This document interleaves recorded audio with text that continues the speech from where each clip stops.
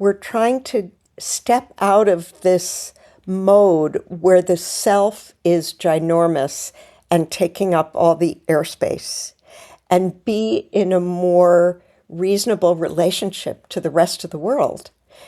That means that our narrative, our story, our catastrophe, our tragedy, our victimhood, our worry about everything going to hell in a handbasket gets back in perspective, and we're in nature and we're part of something much bigger. That always helps. And drawing on wisdom that is beyond our narrow identity is fantastic. Welcome to Therapist Uncensored. Building on decades of professional experience, this podcast tackles neurobiology, modern attachment, and more in an honest way that's helpful in healing humans. Your session begins now with Dr. Ann Kelly and Sue Marriott.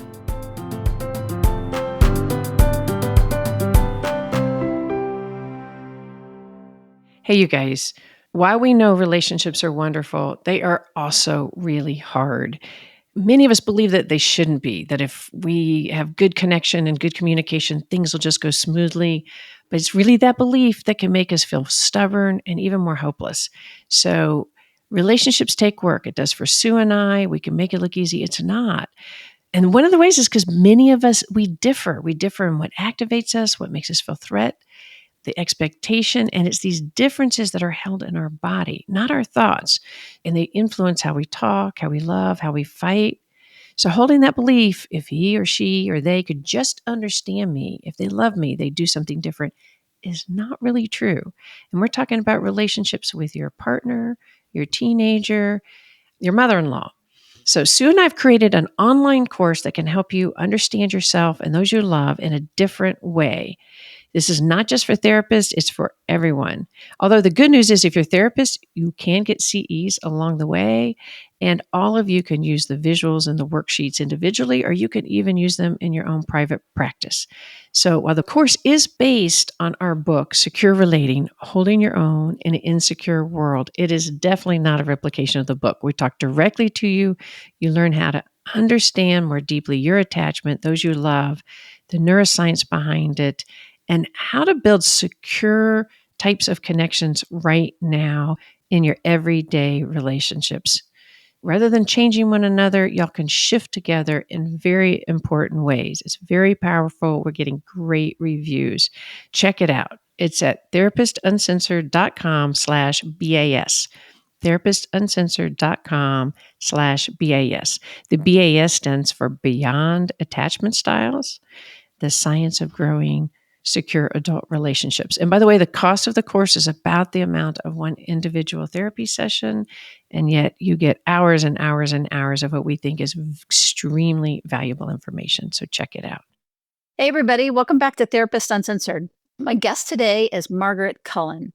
She's a licensed psychotherapist, meditation teacher, and boy, is she a meditation teacher, as you will hear. And one of the first of 10 people ever certified as an MBSR, which stands for Mindfulness-Based Stress Reduction Instructor. She co-developed the Compassion Cultivation Training at Stanford, and she founded Compassion Corps, which brings free mindfulness programs to underserved communities in 18 countries. She has spent over 40 years translating contemplative wisdom into accessible, evidence-based programs. Her brand new book is Quiet Strength, Find Peace, Feel Alive, and Love Boundlessly Through the Power of Equanimity. Welcome, Margaret. Thank you so much for inviting me, Sue. I so appreciate you sitting down with us. I'm particularly excited about digging into this idea of love and equanimity and what that means and all of those things. But before we get started, people have just heard the general bio, but would you like to say a little bit more about yourself to give people some context and more of you as a real person? Sure. I love Cuban salsa aerobics and cats. I live in the Berkeley Hills with a partner of many, many years who thinks maybe I am a little more equanimous than when he met me 35 years ago. I'm not sure my adult daughter would agree, but he would say so. So this is a long journey you're telling us. Indeed, yes. Yes, and like most people, I teach and study and write about what I need personally. Yeah, it was so nice to actually ever figure that out so that we or can do it more directly. Okay, so yeah, give us the context of your history, just a little bit of how you came to this, and then let's dive right in with what you've learned from your research. Well, I love this quote from Sharon Salzberg when she asked her teacher, Trungpa Rinpoche, how to find a teacher in India, a meditation teacher. He said, just follow the pretense of accident. And that's kind of how my career has gone. I was a secret meditator. I actually started meditating when I was in the film business, and it was a crazy life because I'd be on these big, huge film sets for 3 or 4 or 5 months, and then I'd go into silence. It was pretty extreme, actually.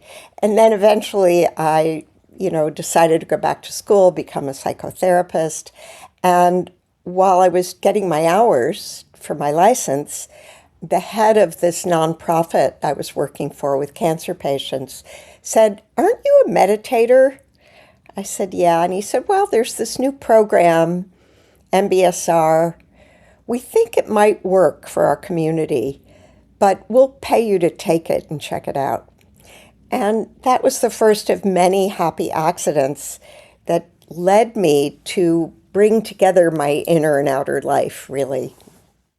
Oh, I like how you say that your inner and outer life, which I think begins to point us to some of where we're going, I imagine, around integrity. Uh, since you've been around for a while and been doing this for a long time, can you walk us through kind of how the thinking has changed over the decades related to meditation, mindfulness, compassion? Wow.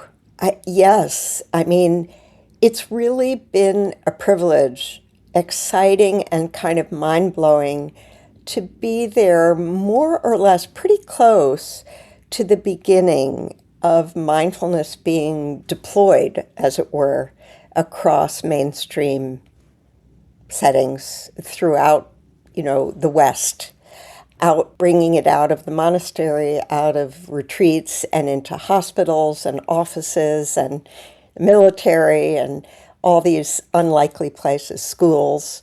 So it's been really beautiful and very exciting to see how readily society has taken up this idea of sitting still and doing nothing and seeing how much we needed that and still need it, and how, in a sense, this whole kind of push towards a kind of hedonic happiness really broke down, and we saw it break down. And this is a little bit of a tangent, but it may be relevant to you and your listeners. I interviewed Tim Lomas for the book, who's a psychologist at Harvard, and I reached out to him because he wrote a paper on equanimity, and there weren't many papers on equanimity. Thousands of papers on mindfulness. That's exploded, but not so many on equanimity.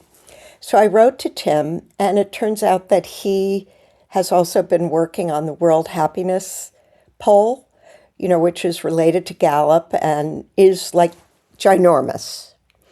And in like 2022, the World Happiness Poll started shifting from these very Western centric, hedonic kind of achievement, material well being goals and measures to more eudaimonic equanimity, peace, harmony, things that were kind of more in the realm of Eastern traditions and Dharmic religions. It's changed. And I think that's part of why mindfulness really took hold, is that these promises of happiness, if you just buy this sweater or have this house or this job, wasn't working for people. And people wanted something more satisfying. I'm thinking about current culture right now. Is this a backlash? Is this just the swing and that is happening, the violence that is happening, there's so many live horror things at the same time that I think to some degree, something that weaves them together is about power and power over, and some of these things that I think that you're saying that we kind of moved away from towards this idea of equanimity from winning or that kind of mindset. Am I following you correctly? Yeah, I do think there are pendulum swings, certainly in the culture, and we see them all the time. At the same time, even though the power and the violence and the conflict has escalated in a kind of unprecedented way right now for most of us, certainly in this country, in my lifetime, I still believe that whatever your politics are, most people want peace. Most people want to get along. I know that this kind of aggression and conflictual and othering, all of the stuff is in the ascension now politically, but I personally don't believe it's what most people want. I don't think it's what we want. So that's a bit of a rabbit hole for us to explore philosophically why we're here and how we got here. And Mm. Well, but I think it ties right back into some of your points, that people can learn how to manipulate us, even if it's just first customer today or red light special, to get us activated that there's scarcity, which moves us into action, or vote now to stop this really scary, like the fear centers. So, learning how to manage our own nervous systems and stay in a more secure, grounded space it feels like there's no better time ever to be exploring and deepening into this set of practices, I guess. exactly. I agree completely. I think it is in many ways the medicine that we need now. And there is a reality that there are scary things out there in the world, that climate change is really scary. There are a lot of things that are genuinely frightening, and that fear has been exploited and leveraged in all sorts of ways that are very difficult to unhook from. And, one of the most pernicious, of course, is social media and the outrage algorithms and the way that they leverage different kinds of vulnerability, and how that leverage is then exploited in political realms, which I think you were saying, and I completely agree with. So, how do we unhook from that is, I think, a really critical question of our time. And I think it's interesting that in the 3 years in which I wrote the book, I found people pivoting towards equanimity. I think, again, because there's a deep recognition that we need this as a counterweight to the relentless assault on our nervous systems. And most of us recognizing that when we're constantly activated, our nervous systems releasing cortisol and doing that whole cascade of responses, most of us know it pretty well at this point, we can't function well and we don't see clearly. A lot of energy gets siphoned off by melodrama and outrage. And it's precious energy that we need to conserve for our personal well being, for our loved ones, and also for effective engagement around the issues that matter to us. The constant assault and arousal and fear mongering and outrage mongering that social media and the news cycle really keep going and escalating, it's exhausting. And it leads to overwhelm, it leads to paralysis, to withdrawal. And we can't really afford that. We need everybody's energy to engage in whatever way is right for them. Yeah, is a reflection of their values, whatever they are. And I want to begin, really understanding what all of these elements are that are important to be able to do that. But I also, for our listeners, we published a book called Secure Relating, Holding Your Own in an Insecure World. And it's talking about attachment and kind of updating attachment to include systems also that make us feel insecure, not just inside oneself.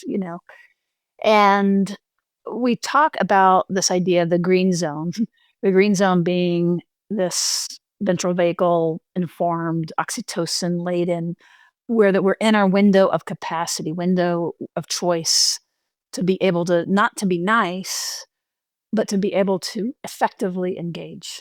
And so I think this is going to be another way in, complementary.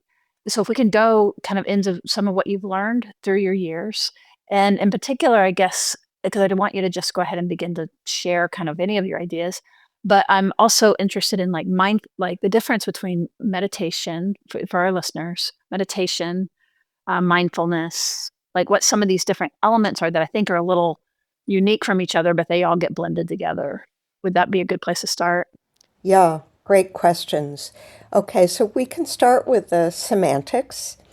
Mindfulness is certainly a word that's become so much in the lexicon that it almost has lost meaning in a way at this point.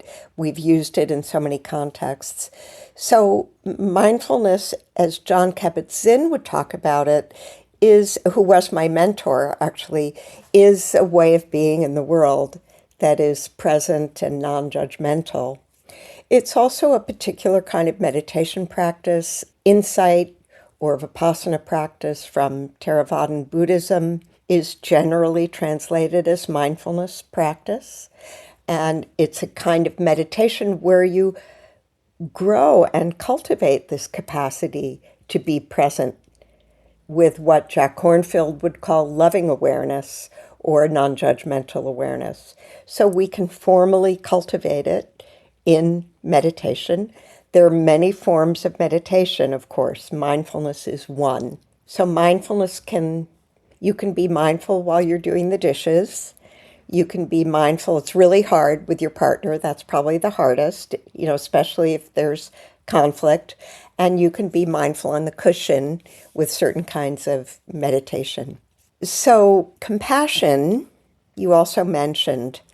I'd like to talk about it because it's related to equanimity and to love. And in Buddhist philosophy, which is what I'm most familiar with, equanimity is the fourth of the four immeasurables, or divine abodes. And just as an aside, I did explore in Quiet Strength equanimity through all the Abrahamic religions, as Stoicism, and different Dharmic religions, not just Buddhism.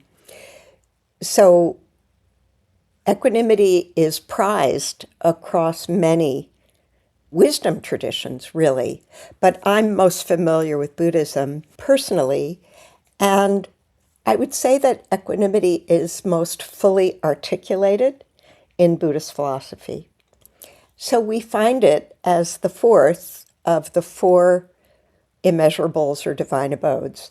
The first is loving kindness, and I mentioned Sharon Salzberg earlier. She's written a beautiful book on loving kindness that people may be familiar with. And loving kindness is different from other kinds of love. And it's important to distinguish it. It's love without attachment. It's unconditional friendliness. It's not, I love you because you're special and you wrote a book and you have a podcast and I think you're really smart and I really like you. It's not that kind of love. It's a kind of unconditional friendliness that really is the ground of all life. It's the love that wants all life forms to flourish and prosper. It's that kind of love. And when this love meets suffering, it becomes compassion. So it's that love in the context of suffering, unconditional goodwill meets suffering, and it becomes, oh, I I wish you didn't suffer. And if there's a way that I can help, it leads to a motivation to relieve suffering. And the third is called sympathetic joy. So when this unconditional friendliness meets your success, it becomes joy. It becomes the wish that you feel happier and happier. It becomes a celebration of your success. And finally, equanimity. When this love meets vulnerability, it becomes equanimity. Vulnerability. So, different kinds of vulnerability. Vulnerability around the limits to how much I can control your happiness. So, loving kindness is this beautiful, friendly, deep energy to everything. It's not about special relationships, it's to the mouse and to the tree. And then when that meets suffering, so we're going to compassion, right? So, with this open heart and we see suffering, compassion emerges from this beautiful open state when we have suffering. And then when we have joy, when we celebrate and have, and there is something, there's connection, or there's this life emerges, and then we have joy. So that's three. So the first was suffering, the second is happiness, so that for joy, and then the third one is vulnerability. So when this open heart meets vulnerability, is that right? Yes, I know. Okay, that's right. great, That's right. Well wonderful. done. Okay, good, good. We'll keep going because if you teach it well, it means that you know what I mean. I'm sorry, if the person can say it back to you, then you're a great teacher. So thank you. Okay. Yeah, it is a big mouthful. It's true.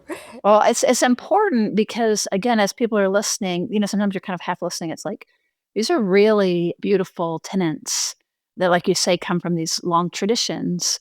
And I love the translation so that we can have access to this wisdom. So please pick right back up when you were talking about vulnerability. Okay. So, this kind of unconditional friendliness meets vulnerability, which is really the truth of impermanence, the truth that we can't hold on to anything really, that all of our relationships will end in separation, that we can't protect our loved ones from suffering, that there is uncertainty and impermanence, and no matter how hard we try to curate our image or our comfort, that, there are tremendous limits on our control.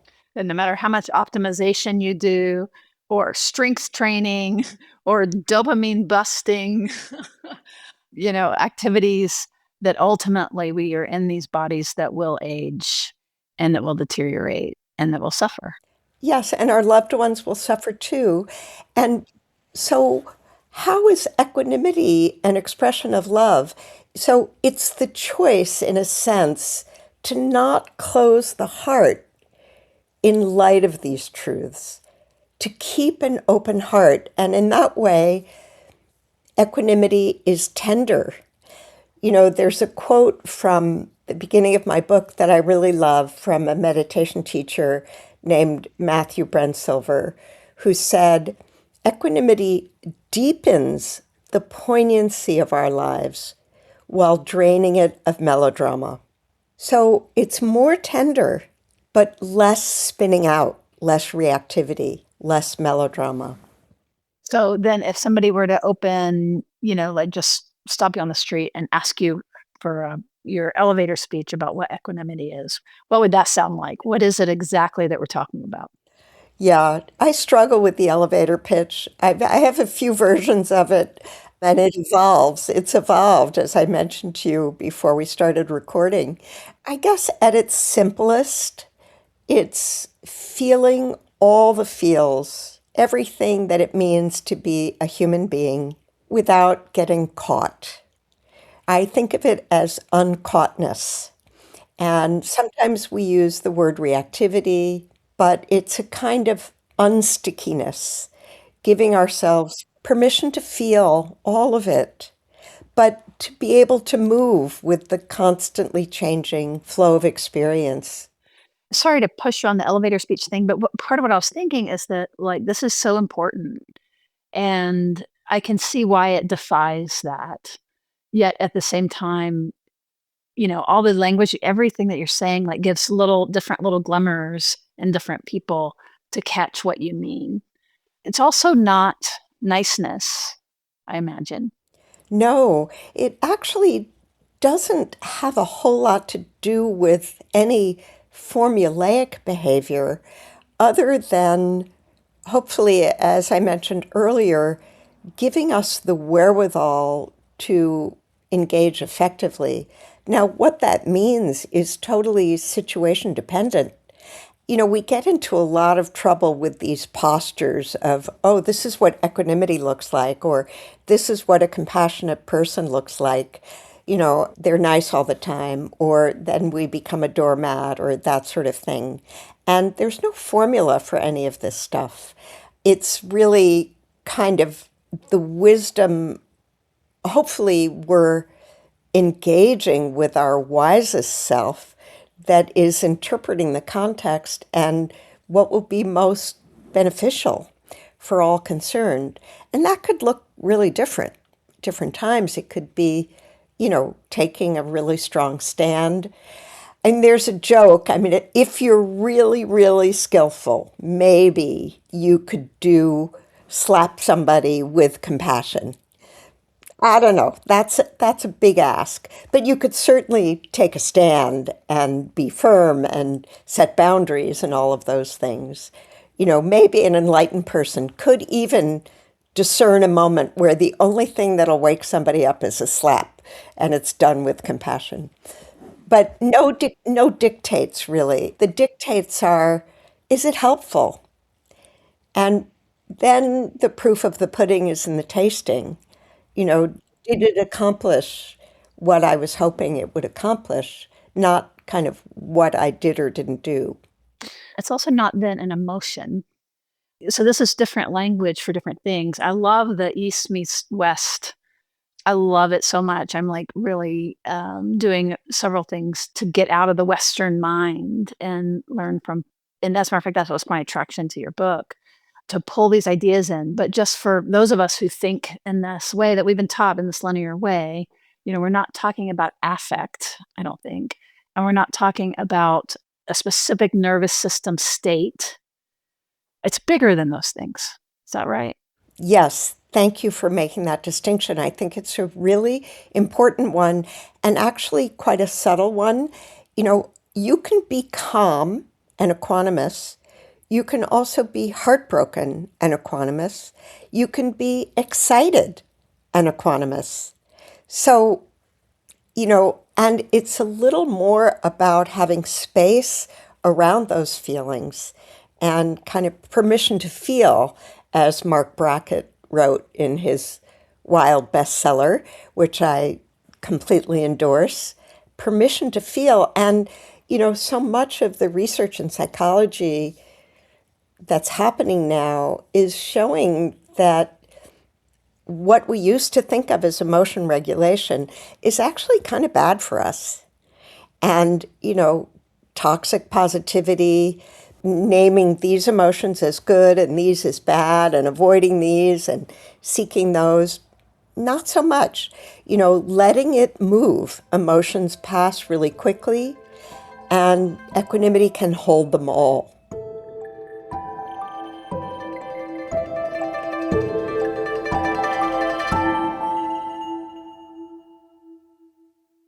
So Mudwater is a coffee alternative with 4 adaptogenic mushrooms and Ayurvedic herbs. With only a fraction of caffeine as a cup of coffee, you get energy without anxiety, jitters, or the crash of coffee. It leans on mushrooms and their blend of matcha and their blend for chai for sustained energy. Each ingredient was added for a purpose. The 4 mushrooms that they lean on most heavily are lion's mane, cordyceps, chaga, and reishi. These are all designed to support your immune system, to support physical performance, for alertness. They'll throw some turmeric in there for soreness. And turmeric, of course, is a little elixir in and of itself. And then some cinnamon for antioxidants. I cannot emphasize enough how delicious it is. It's interesting. It feels really good for your body. And most of us, even if you're eating pretty healthy, getting a wide range of mushrooms into your system and into your nervous system and your immune system is just good for you. So I encourage you to go to mudwater.com/TU so that you'll get the discount that they offer our listeners of 15%. It's mudwater, mudwtr.com/TU for 15% off. It will come with this cute little tin. It comes with some sample packets. It also comes with this crazy baby frother that is USB rechargeable. And I've had such a blast with it with my cacao that's what I have been adding to my morning ritual. It tastes delicious. And because I'm not a big coffee drinker, it gives me what coffee does for many people, which is the ritual. I can sit outside and drink it. It's delicious.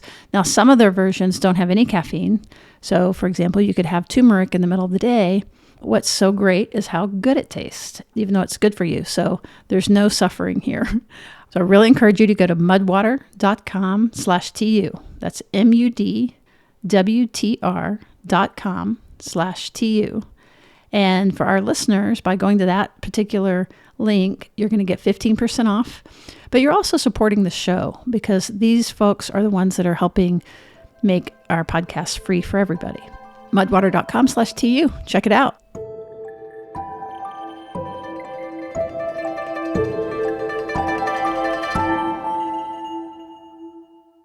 How do you know when you are in a place of equanimity?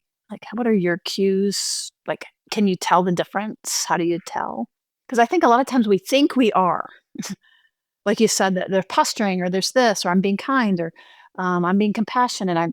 But that's kind of more top down, cognitive loaded. So I am curious because we study this some about like, how do you even know if you're activated?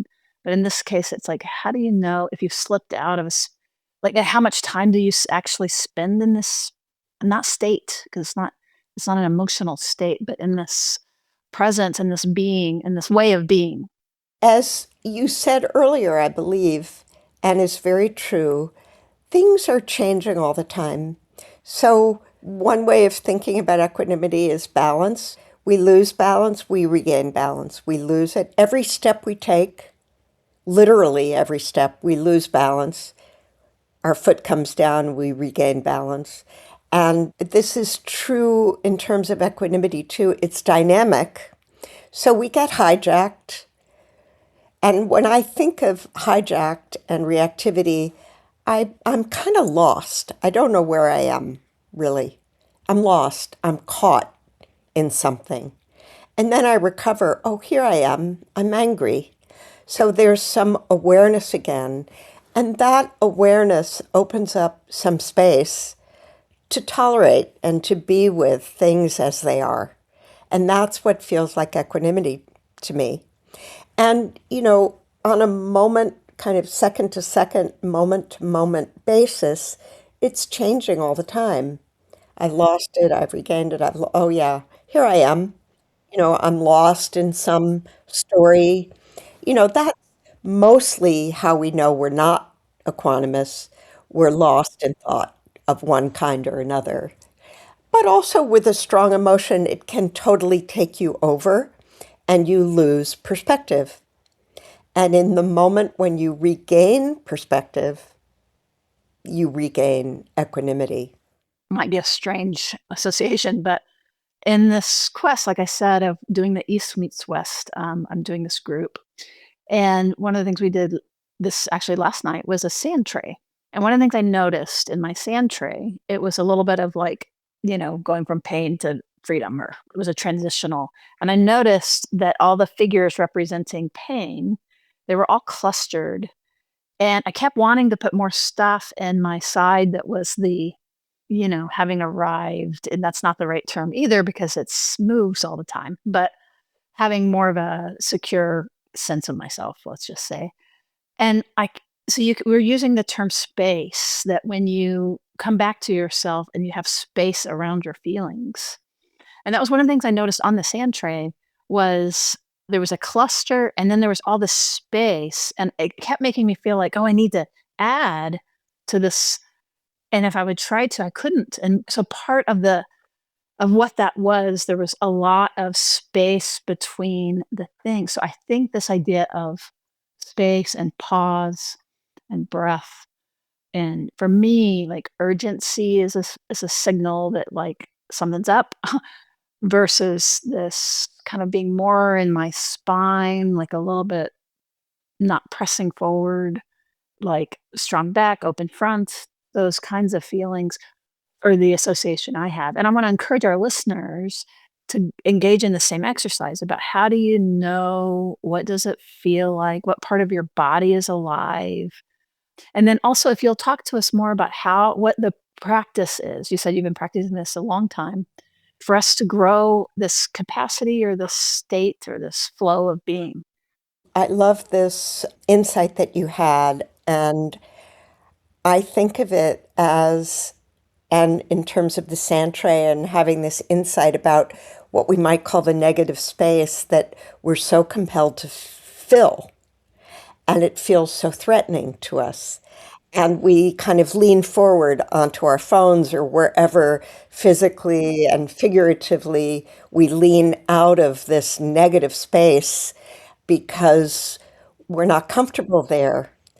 And a lot of what we do in meditation, of course, is sit without our phones and without distraction and lean into this open, empty space that, Blaise Pascal famously said something about our inability to sit quietly in a room by ourselves, something like that. And this was way before cell phones, right?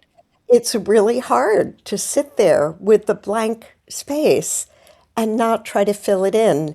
And so, with equanimity and with a lot of mindfulness and meditation practice, we are growing our window of tolerance, that ability to sit with that, with not knowing, with things not being exciting and dramatic and stimulating. Wow, it's kind of boring, like sitting with boredom, God forbid, or sitting with some discomfort and not immediately rushing to do something to block it out or cover it over. So we're growing this window of tolerance in a variety of ways that allows us to sit with equanimity, with balance, and be with the truth of what's here in this moment, because that is the greatest refuge. That's where the wisdom is.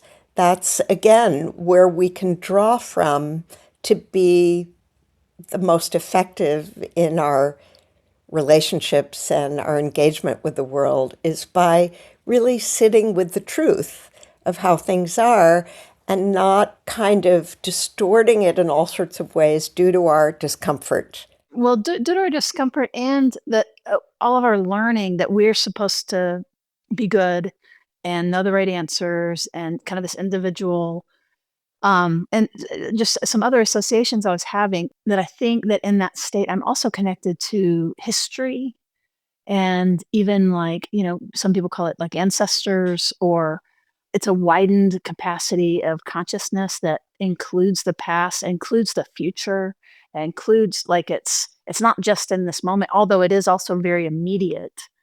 So I don't know if I'm blurring concepts, but I was thinking in particular of like plant-based medicines and breath work and things that expand consciousness just a little bit and help us see the world and feel the world in a different way than we're, this linear model that we're have been immersed in.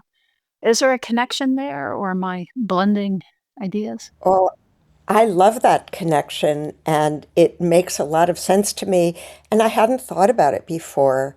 But yes, I think, first of all, we're trying to step out of this mode where the self is ginormous and taking up all the airspace and be in a more reasonable relationship to the rest of the world.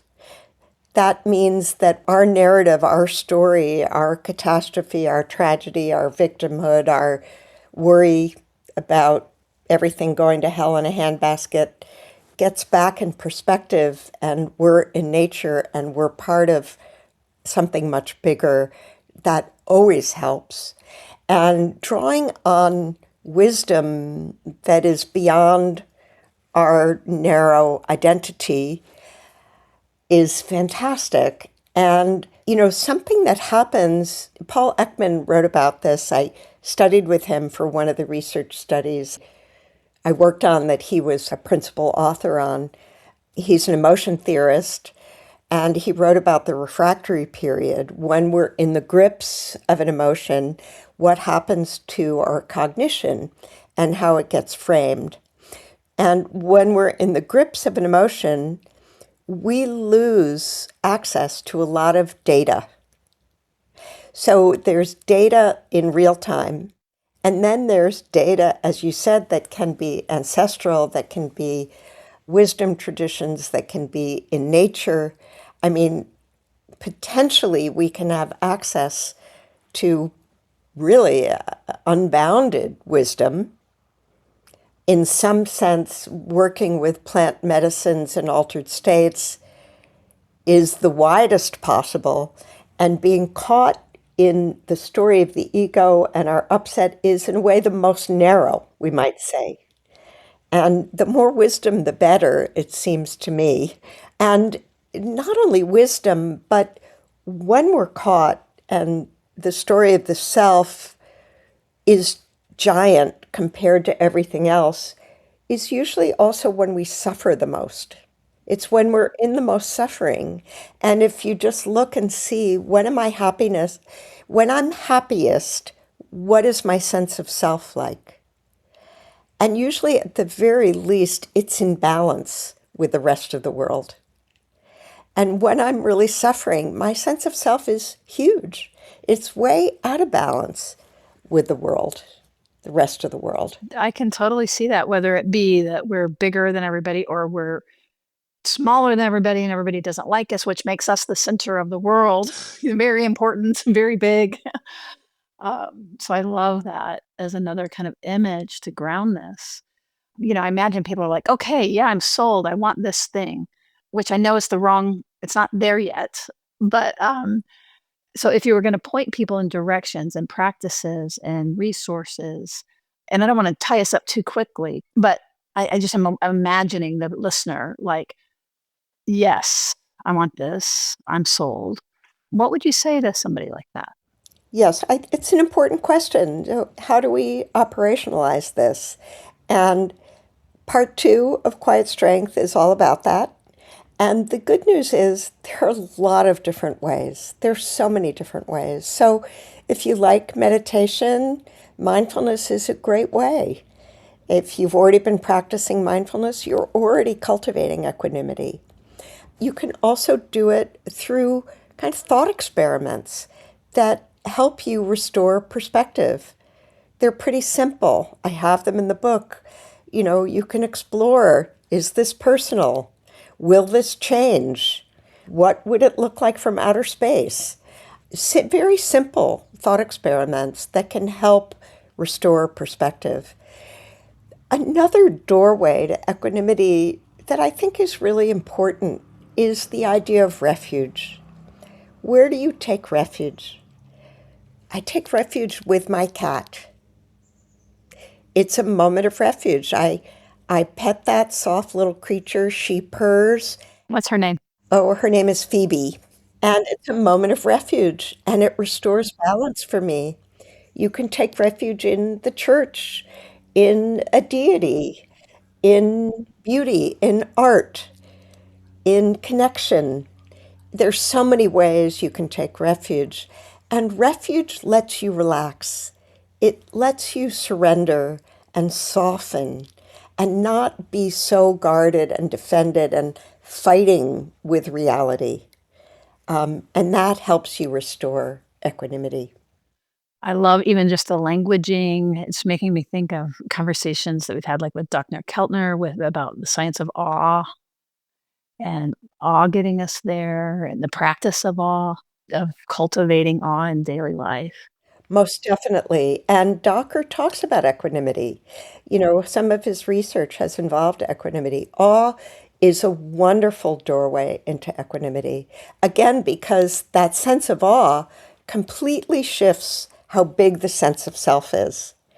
And he probably told you that he's done these experiments where people draw themselves, and after an experience of awe, the drawing of the self shrinks. It goes from being really big to small. Oh, Yeah. that's great. And that's your point, right? That if we're not over indexing on our self with a capital S, I'm in a little book club. It's just me and my young adult who's 24. And we're reading Entangled Life, which is all about fungi.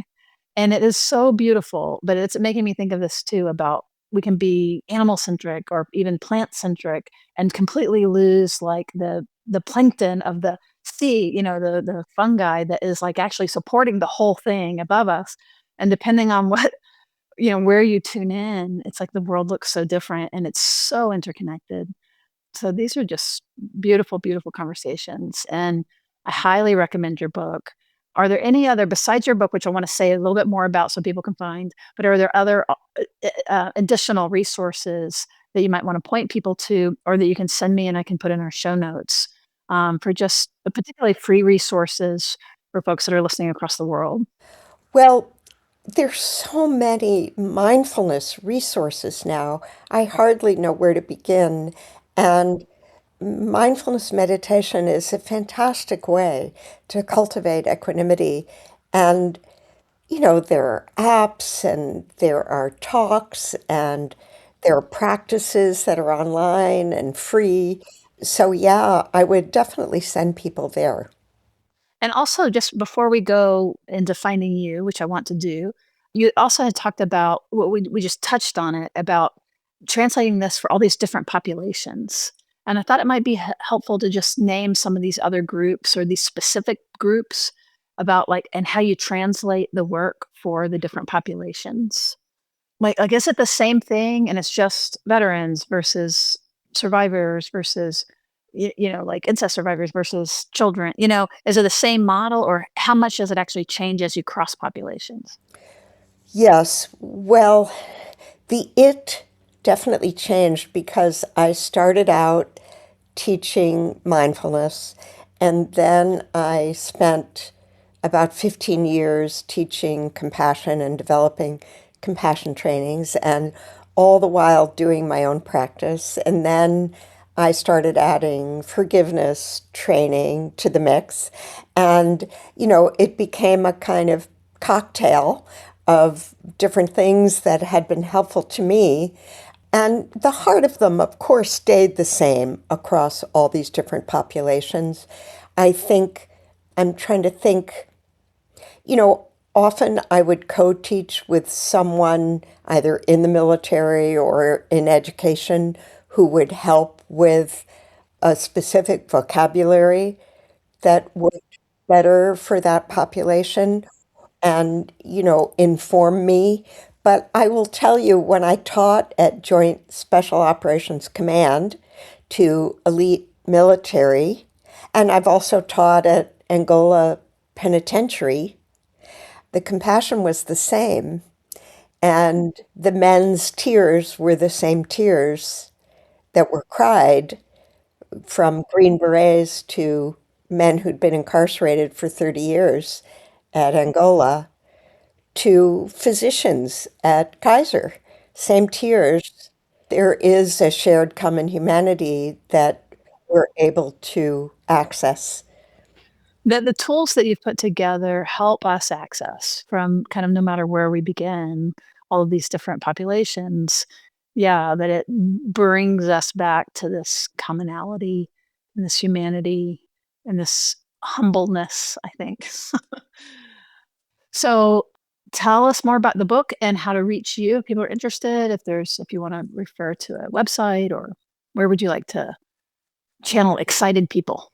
My website is simple. It's margaretcullen.com, and everything is there. There are some free guided practices, a lot of podcasts. There is a bank of newsletters you can access with kind of my current thoughts on equanimity, and you can subscribe to the newsletter there. There's a link to the book, and there's some information about mindfulness and compassion and equanimity and forgiveness, and yeah, it's all there. Wonderful. And before we go, before we came on, you had talked about having new ideas or new things that have emerged. Did you want to touch on that? I think you said love, compassion, and love was not that that's new to any of this conversation, but that you had some new ideas or new thoughts about it. Well, I think we already did actually, because we talked about the four immeasurables and how equanimity could be described as love meeting vulnerability. And I talked about it a bit in the book. I've just been kind of leaning more in that direction since I wrote the book and thinking more about equanimity as an expression, a particular flavor of love. And I love that you said with partnerships, it can be maybe the most challenging. Couples therapists, want you to prick your ears.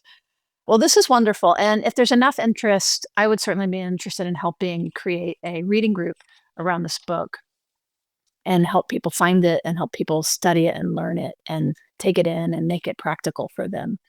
And we do these little reading pods when there's enough interest. So if you're listening to this, go to our website, therapistsuncensored.com, and there's a whole bunch of listings of things that we do, but if you look under events, happenings or events, I can't remember what it's called, but it's on there. You'll be able to find current event, current happening, something like that.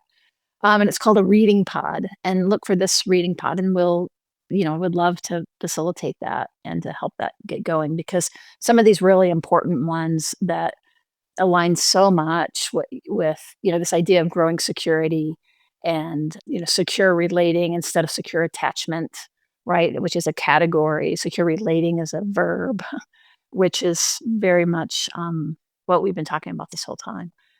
And then also, those of you that are still listening, it means that you probably have found value in this conversation. And I'm so happy about that. If you will please subscribe to wherever you're listening from, that really helps us. And if you'll leave a rating and review, that helps other people find us. We are an indie podcast. It's just a labor of love. So anything you can do to share this good content, we would really appreciate. Thank you so much for listening, and we will see you around the bend.